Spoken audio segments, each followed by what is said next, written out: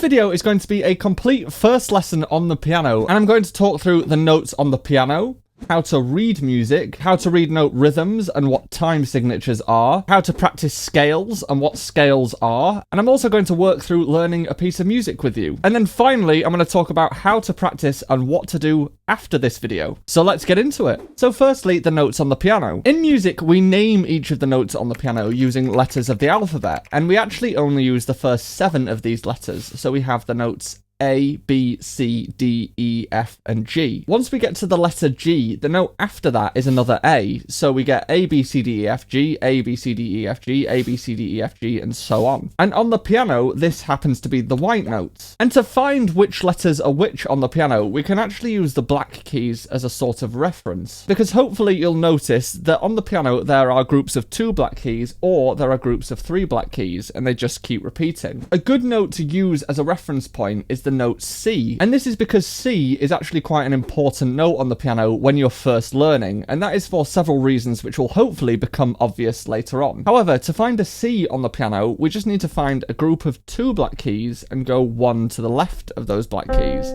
So this note here is a C, and that is the same everywhere on the piano. Whenever there's 2 black notes, the key to the left of those 2 black notes is going to be a C. From this C, we can then work out all of the other white notes. So the note that's 1 after a C, this one, is a D, because that's the next letter in the alphabet. After that, we have an E, then we have an F, then we have a G. Once we get to G, we then start the alphabet again. So this is an A, this is a B, and then we get back to another C, which happens to be next to these 2 black notes. This means that you should be able to find any white key on the piano and know the name of that white key just by using the nearest C to work out what that note is. So I'm going to play a key on the piano, and I want you to try and work out what it is, and then I will tell you the answer. So what note is this? Now to work out this key, we can use this C, and that would be C, D, E, F, G. So this key here is a G. And let's try one more.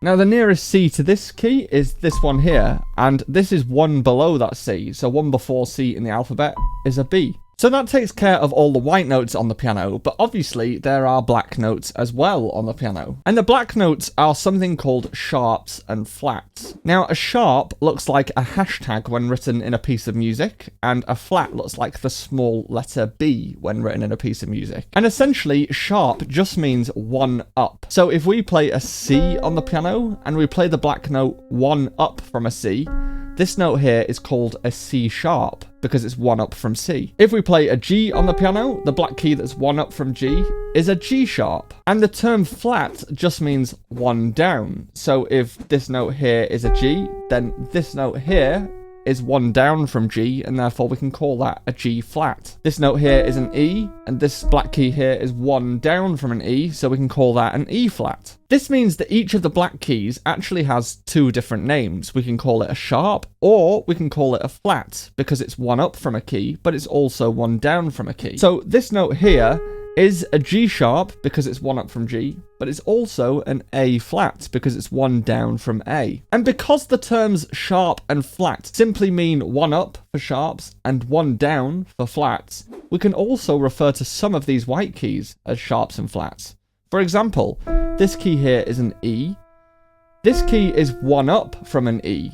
We normally call that key F, but we can also call it an E sharp because it's 1 up from an E, and sharp just means 1 up. Similarly, this key is normally an E, but it's also 1 down from an F, so we can call this an F flat as well. The best way to think of sharps and flats is just to think of sharps as 1 up and flats as 1 down, and that will never do you wrong. But how do we actually read these notes on a piece of music? Well, that takes us onto reading notes. Now, for the piano and for lots of instruments, we read music using something called a stave or a staff, and this is just 5 lines that are written onto a page. For the piano specifically, we read using 2 staves at the same time, and at the beginning of these staves you will usually see 2 different symbols. You'll see this symbol, which is called a treble clef, and you will see this symbol, which is called a bass clef.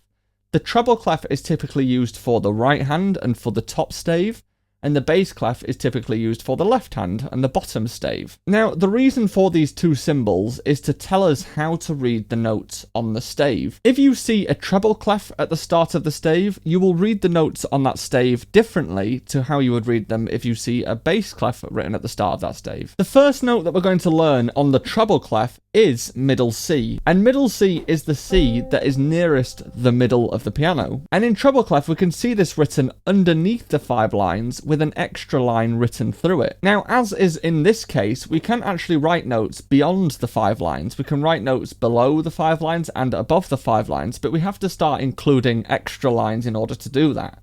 And those lines are called ledger lines. So C is written in the treble clef below the 5 lines on the first ledger line. From here, we can just move the dots up between that ledger line and the bottom of the stave, and that would give us a D. Then if we move the dot up again, so it's got the bottom line going through it, then that would be an E. If we move it up again, so it's in the bottom space on the stave, that would be an F. And if we move it up again, that would give us the second line on the stave, and that would be a G. So hopefully, as you can see, notes are shown on the stave by either having the line go through it or being in the space on the stave. And the higher up the note is on the stave, the higher it is on the piano. As you learn to read music, you're going to see these same notes appear lots and lots of times. So it's going to get to the point where you automatically recognize what those notes are. Now, in the bass clef, as I said, we read the notes slightly differently. And when we read bass clef, middle C, so the exact same key on the piano, the C that is in the middle of the piano, can be written by being written on the first ledger line above the stave. And this is the exact same note as the note that was written using treble clef at the bottom of the stave on the first ledger line. Now, if we go down one note from there, so we are touching the stave, that would become the note below a C, and that would be this note here, which is a B. If we go down one more, so the top line is going through the note, then that would be an A. If we go down again, so that the note is in the top space of the stave, then that would be a G. And if we go down one more, so that the second to top line is going through the note, then that would be an F. So in the bass clef, from middle C, we can go downwards and we are working further down the piano. And this is why C is a good place to start on the piano, because in treble clef, we're kind of dealing with the notes that are C and up.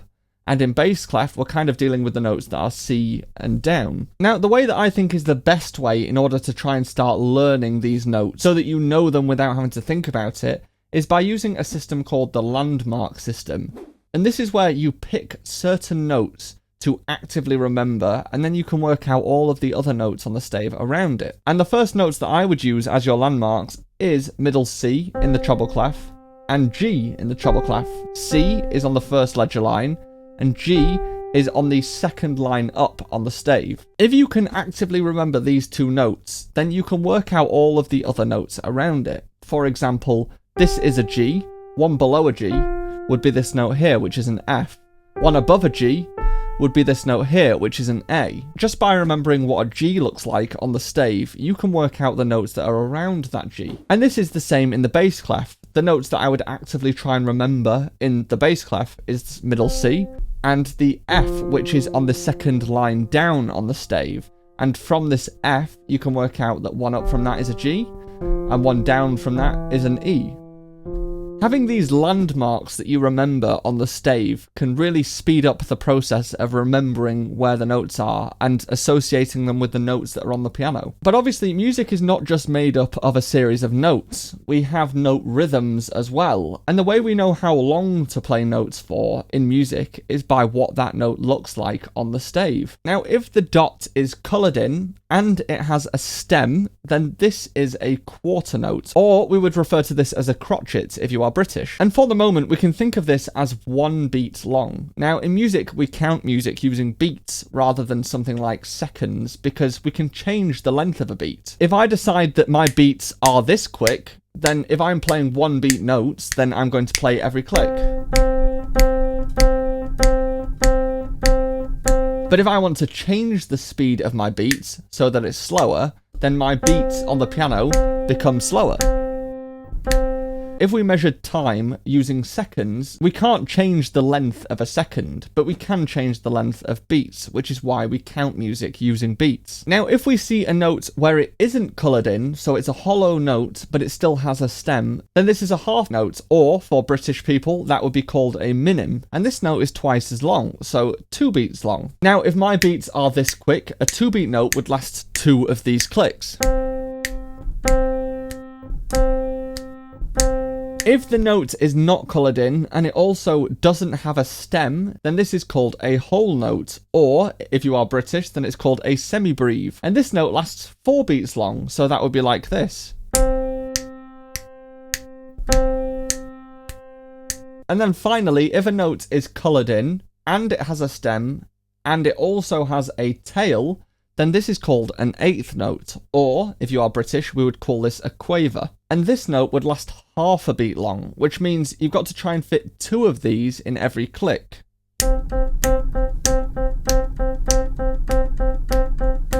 You can also sometimes see the tails of quavers beamed together. These notes are still 8th notes or quavers. The tails are just beamed together to make the music look slightly less confusing. Now, there are usually 2 other things that you will see at the start of a piece of music. One of them is the time signature, and the other one is the key signature. Now, a key signature tells us which sharps or flats we're going to be playing throughout that piece of music. For example, if you see a piece that has 1 sharp written in the key signature, then this will be an F sharp, and that means instead of playing Fs, whenever you see an F written into the piece of music, you've got to play F sharp instead. And as I said before, sharp just means 1 up. So instead of playing this note, we would play this note, which is an F sharp. And that is the case for any piece of music that you see that has 1 sharp in the key signature. It will always be an F sharp. So you can actually learn the various key signatures that you're going to see in pieces of music so that you know which sharps or flats you're going to be playing. The second thing that you will see at the start of a piece of music is a time signature. Now, in a time signature, you're going to see 2 numbers on top of each other. The top number tells you how many beats there are in a bar, and the bottom number tells you what type of beat you're going to be counting in that bar. In sheet music, we separate the music into bars by using bar lines, and bar lines can be seen throughout the piece of music, and this just allows us to count the music and organize the music a little bit easier. Now, the most common number that you're going to see at the bottom of a time signature is the number 4, and this just means that we're going to be counting quarter notes, or crotchets. So these are 1-beat notes. And then the top number of a time signature tells us how many of those we're going to see in a bar. So if the top number is 4, then we're going to see 4 crotchets in a bar, or 4 quarter notes in a bar. If the top number is 3, then we're going to see 3 crotchets in a bar, or 3 quarter notes in a bar. If the number is 72, then we're going to see 72 crotchets or quarter notes in a bar. Although granted, that would probably be a very confusing piece of music. So this means that if we have the time signature 4/4, then we're going to be counting 1, 2, 3, 4. 1, 2, 3, 4. And each of those clicks is a quarter note or a crotchet. So if we had a piece of music that was written in 4/4 and it was entirely made up of crotchets or quarter notes, it would sound like this.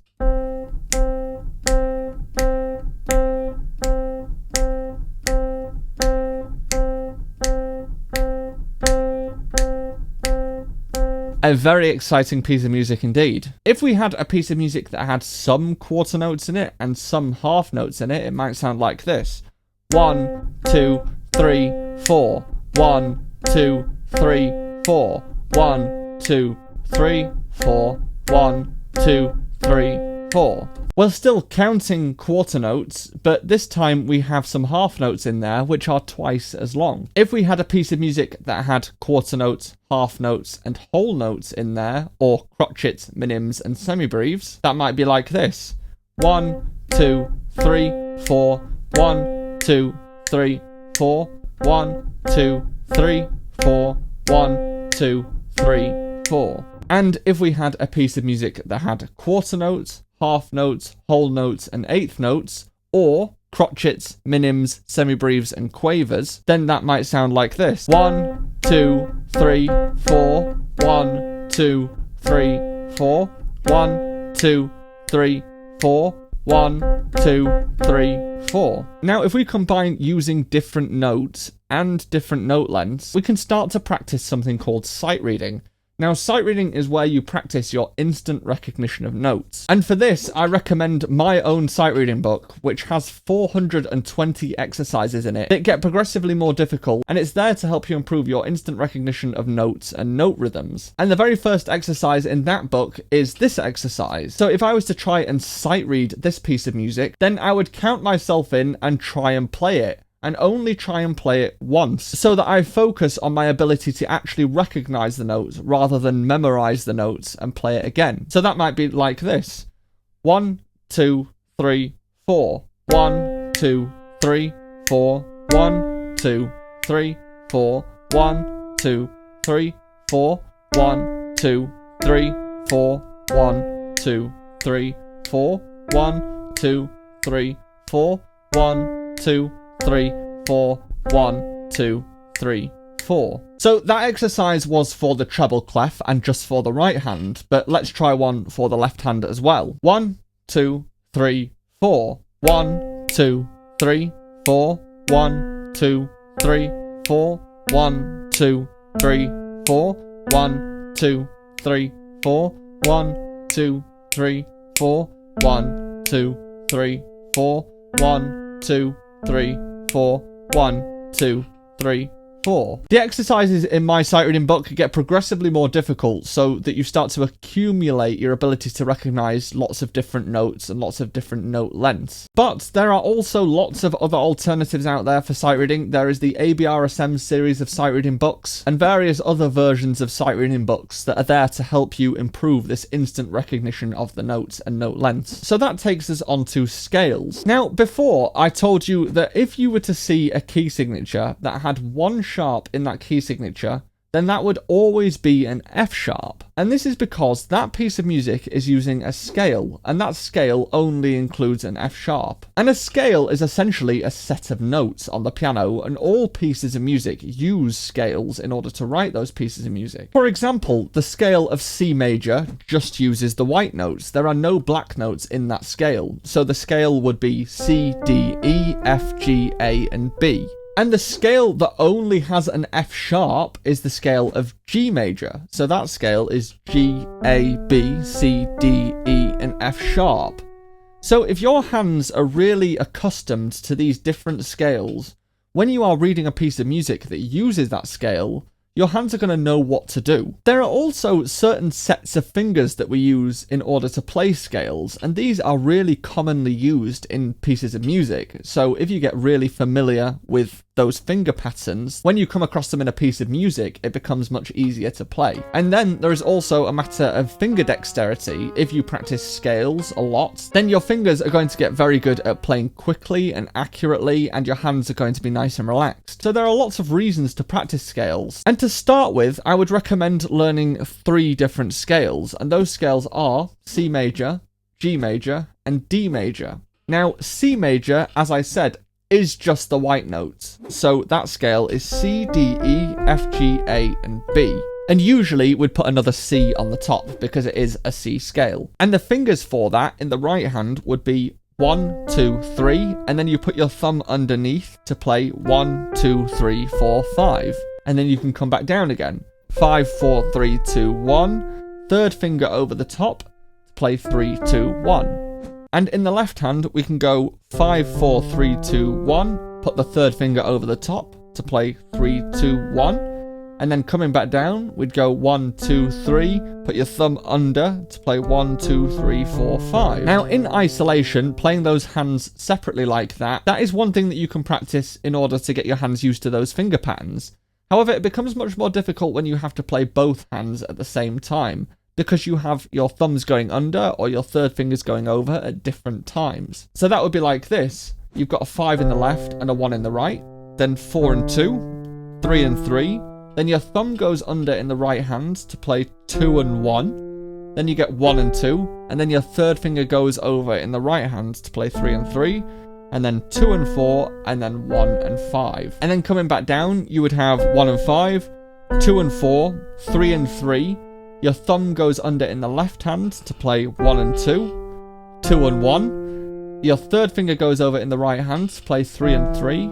And then 4 and 2, and then you end back on a little finger and a thumb. And this is the standard finger pattern that you will see for a C major scale. Now, a G major scale also has the exact same finger pattern. So once you get really comfortable using it for a C major scale, then you can also use it for a G major scale. And as I said before, a G major scale just has an F sharp instead of an F. Everything else is just the normal white keys. So for this one, we would have the notes G, A, B, thumb under for C, D, E, F sharp, and then we get a little finger on G. And in the left hand, we have 5, 4, 3, 2, 1, third finger over, 3, 2 on F sharp, and then 1 on G.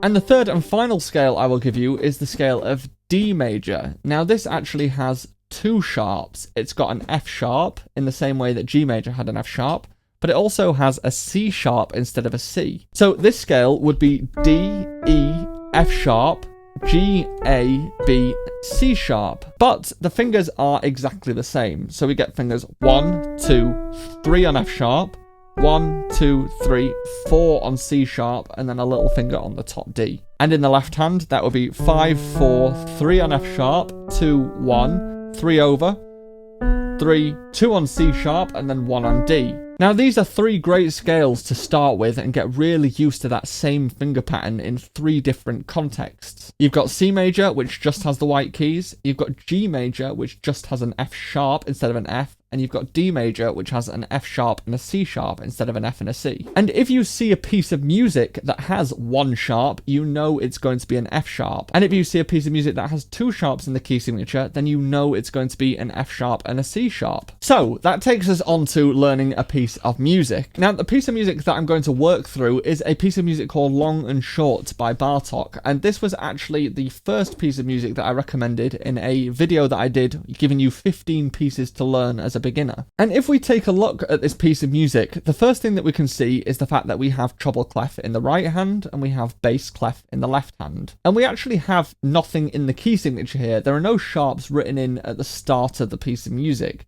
So that means that we're going to be using a C major scale. So all of the white notes and none of the black notes. Then we have a time signature of 4/4. Now this means we have 4 quarter notes or crotchets in a bar, which means we've got 4 beats to each bar. And that gives us quite a lot of information to be able to start the piece. Now, in the right hand of the first bar, we actually start on one of those landmark notes in the right hand. And that landmark note was actually this G. So if you wanted to count up from C, you would have C, D, E, F, G, and that would give us the first note in this piece. But if you learn this note as a landmark note, then this will be one of the notes that you instantly recognize. Now, interestingly, it tells us to start on a finger 1 for this particular note. So that will be our thumb, and the first 4 notes are 8th notes, so these are half a beat long each. Now the note after G is just 1 up from G, so we can work that out to be an A, and the one after that is a B, which is 1 up again.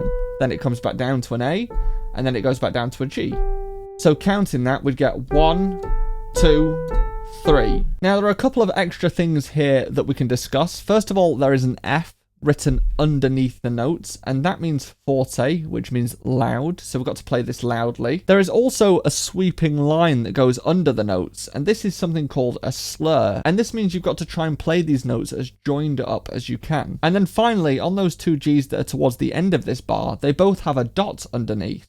Now this dot is something called staccato, and this means to play the note really short and spiky and detached. So instead of playing them joined up, you've got to play them short and detached like this. So in the right hand, that bar would sound like this. 1, 2, 3, 4. Now in the left hand, the first note that we have is 4 notes lower than middle C. So that would be C, B, A, G. So that first note is a G. And then from there, we can work out the rest of the notes. So we have G, up 1 is A, up 1 is B, down 1 is A, down 1 is G. And we actually have the exact same rhythm as the right hand. So that would be 1, 2, 3, 4. And then if we do both hands together, 1, 2, 3, 4. In the next bar, we start one note higher in the right hand, so that will be an A, and we have 2 eighth notes or quavers and 1 quarter note or crotchet, so we'll get 1, 2, and the second half of the bar continues going up, so after that A, we'll have B, C, D, so that full bar would be 1, 2, 3, 4. And once again, we have some slurs, so we've got to join those notes up the best we can, and then we have a staccato note at the end, so we've got to make that short and spiky. 1, 2, 3, 4. Now for some people, you might struggle with counting half-beat notes or eighth notes, quavers, because you don't have something to count them with. So sometimes I like to say the word and in between the beats in order to count them. So you get 1 and 2 and 3 and 4 and. So that might be something like 1 and 2 and 3, 4. 1 and 2, 3 and 4. In the left hand for that second bar, we also start on an A, and we can work that out as being one note higher than the note we started on in the first bar, or we can count down from middle C again. So that would be C, B, A would give us that top line of the stave. So that bar would be 1 and 2, 3 and 4. And hands together, 1 and 2, 3 and 4. Now, hopefully you've noticed that both hands are actually playing the same notes. We have a G in the right hand and we have a G in the left hand. These notes are actually something called an octave apart, and an octave is just where you go from one note to the next of the same letter. So from C to C is 1 octave apart. And in this case, we have G to G, so that's 1 octave apart. And when we played scales, we were playing those 1 octave apart. So I will leave this piece of music linked in the description so that you can have a go at learning this piece of music. But just to make sure there is nothing in the piece of music that you do not understand in order to be able to practice it, this squiggly symbol is something called a rest. And this happens to be a quarter note rest or a crotchet rest. So it's a 1 beat rest, which means for that beat you do not play anything. The other thing to mention is that in the second to last bar, in the left hand, you have a note where there is a dot to the side of the note, rather than on top of or below the note, like a staccato note. When there is a dot to the side of the note, this changes the length of the note so that it's 150% of what it was. So originally, this note was a crotchet. It was a quarter note, which is 1 beat long. But because it has a dot next to it, it becomes 1.5 beats long. And you can actually add a dot next to any note length and it will add 50% on top. So if you add a dot next to a half note or a minim, then it would become 3 beats long, because 150% of 2 beats is 3 beats. So that is something to just be aware of when you are working through this piece. So what do you do now, and how do you actually practice in order to be able to improve? Well, I usually suggest splitting practice into 3 different things. Firstly, practice scales. That's a good way of building up your technique on the piano, and it's also going to help you understand the key signatures you're going to see. So start your practice session by playing C major, G major, and D major scales, and seeing if you can make those really even and make your hands nice and relaxed. You can start off playing hands separately so that you can practice those finger patterns and then eventually put your hands together. And as you progress, you might want to do more than 1 octave on the piano, so you might want to go from C all the way up to 2 octaves on the piano. And you can also start learning the scale that has 3 sharps and the scale that has 4 sharps, or the scale that has 1 flat and then the scale that has 2 flats, for example. But I would always start your practice session by practicing some form of scales. Then I would practice sight reading. So this is using exercises such as my exercises from my exercises book, but typically these are much simpler than a piece that you're going to spend a lot of time learning, because the purpose of sight reading is to try and improve your instant recognition of the notes. And then once you practice scales and sight reading, the bulk of your practice is going to be made up of learning pieces. So in this case, that would be Long and Short by Bartók. But then you can move on to other pieces, and a great place to find other pieces is my video where I listed 15 pieces to learn as a beginner. So if you are interested in finding more pieces to learn as a beginner, then head on through and I will see you there.